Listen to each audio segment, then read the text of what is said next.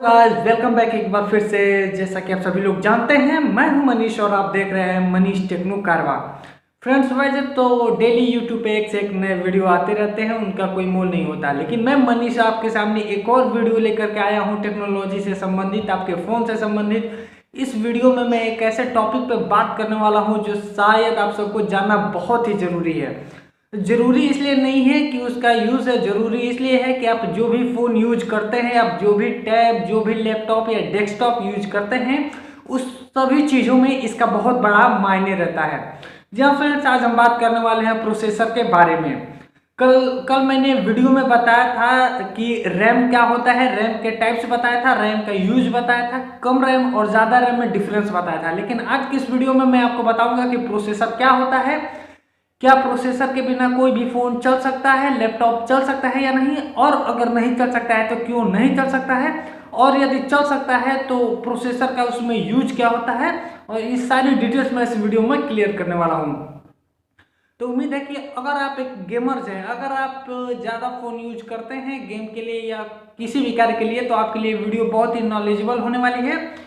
तो आप मेरी वीडियो के साथ लास्ट तक बने रहिए। चलिए मैं वीडियो को स्टार्ट करता हूँ। सबसे पहले फ्रेंड्स जानते हैं प्रोसेसर होता क्या है। प्रोसेसर फ्रेंड्स, प्रोसेसर को समझाने के लिए मैं एक उदाहरण लेता हूँ, एक एग्जांपल लेता हूँ, सबसे सटीक चीज़। प्रोसेसर जो होता है किसी भी मोबाइल का या किसी भी लैपटॉप का बहुत ही सबसे इम्पॉर्टेंट पार्ट्स यही होता है फ्रेंड्स। ये सभी लोग मैं आपको बता देना चाहता हूँ कि प्रोसेसर जो होता है सबसे इम्पॉर्टेंट पार्ट्स होता है। अगर हम बोल दें कि प्रोसेसर नहीं है इस फ़ोन में, तो इसका मतलब कि वो फ़ोन किसी काम का ही नहीं है, वो फ़ोन काम ही नहीं करता है। फ़ोन हो या डेस्कटॉप हो या लैपटॉप हो, कोई भी बिना प्रोसेसर का कार्य नहीं करता है। एक तरफ से बोल सकते हैं कि ये जो प्रोसेसर होता है फ़ोन का माइंड होता है, फ़ोन का हार्ट होता है, या फिर फ़ोन का लंग्स होता है। सभी जो इम्पोर्टेंट थिंग्स होती है वो सभी प्रोसेसर में ही होती हैं।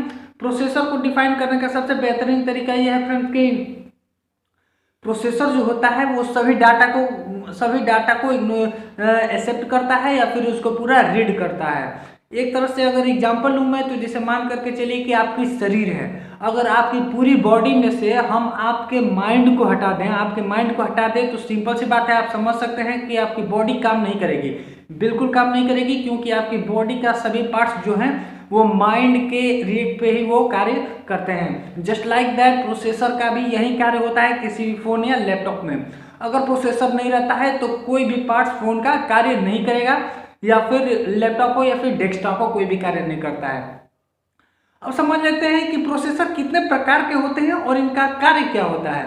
तो सबसे पहले प्रोसेसर कई तरीके के प्रोसेसर होते हैं फ्रेंड्स, इसमें अच्छे बुरे या फिर हैवी प्रोसेसर, बहुत सारे प्रोसेसर हैं। मैं इनमें कुछ प्रोसेसर्स के नाम बताने वाला हूं जो शायद आप समझ सकते हैं अगर आप गेमर हैं तो। जैसे समझ लीजिए कि प्रोसेसर के साथ एक और बहुत बड़ा रोल होता है जिसका वो होता है कोर। फ्रेंड्स, एक कोर होता है जो कि प्रोसेसर का पार्ट ही होता है, जिसमें प्रोसेसर के साथ साथ इसका बहुत बड़ा योगदान होता है, और कोर के बिना प्रोसेसर भी कार्य नहीं करता है। अब ये कोर क्या होता है, तो कोर ये होता है कि किसी भी डॉक्यूमेंट को पढ़ने के लिए, किसी भी फाइल को एक्सेप्ट करने के लिए प्रोसेसर में लगा होता है जो कोर, वो कम समय में ज़्यादा डाटाबेस कलेक्ट करता है।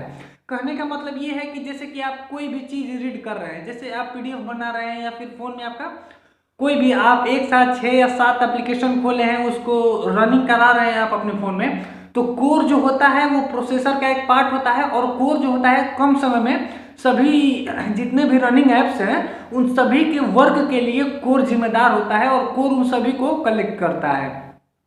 कहने का मतलब कि कम समय में ज़्यादा काम करता है। जैसे मान करके चलिए कि कोर का एक एग्जाम्पल बता देता हूँ आपको। जैसे मान करके चलिए कि आप कहीं खेत में गए हुए हैं, आपको अपना खेत जोतना है, तो खेत जोतने के लिए आप सबसे पहले फावड़े का यूज करते हैं या फिर खुरपी का यूज करते हैं। तो इन दोनों से खोदते हैं तो खेत तो मतलब आप जोत ही रहे हैं, लेकिन समय बहुत ज़्यादा लगता है, क्योंकि खेत जोता रहा होता है लेकिन समय लगता है। वहीं अगर आप ट्रैक्टर से जोतते हैं तो जल्दी हो जाता है, वहीं अलग अलग मशीन से जोतते हैं तो कम समय में ज़्यादा कार्य हो जाता है। सेम यही कार्य होता है कोर का प्रोसेसर के साथ, एक फ़ोन में, एक डिवाइस में। कोर प्रोसेसर का ऐसा कार्य होता है कि कम समय में ज़्यादा डाटा कलेक्ट करते हैं, मिलियंस, बिलियंस, ट्रिलियंस, यानी कि बहुत सारा कार्य जो है ये मिनटों में कर देते हैं, सेकेंडों में कर देते हैं। इसीलिए कोर जो होता है ये प्रोसेसर का मुख्य भाग होता है।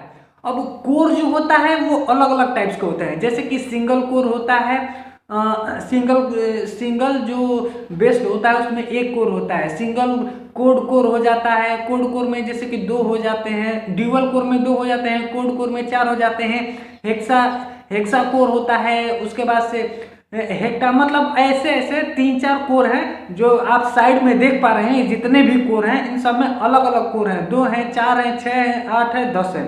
इन जितने भी आप कोर को देख पा रहे हैं इनसे एक बात स्वाभाविक है, देखिए जैसे सिंगल कोर में एक कोर है तो स्वाभाविक बात है कि थोड़ा सा ही डाटा करेगा, काम तो करेगा लेकिन थोड़ा कम करेगा। उसमें जिसमें आप देख पा रहे हैं ये डबल वाला कोर है, जैसे ड्यूअल कोर है इसमें 2 कोर हैं, इसके बाद आता है आपका कोड कोर, इसमें 4 कोर हैं, इसके बाद हेक्सा इसमें 6 हैं। ऐसे करके जितने भी कोर हैं जैसे जैसे 2, 4, 6, 8, 10 करके ऐसे बढ़ रहे हैं, तो आप समझ सकते हैं कि जिसमें ज़्यादा कोर रहेगा वो वाला प्रोसेसर थोड़ा ज़्यादा तेजी से कार्य करेगा।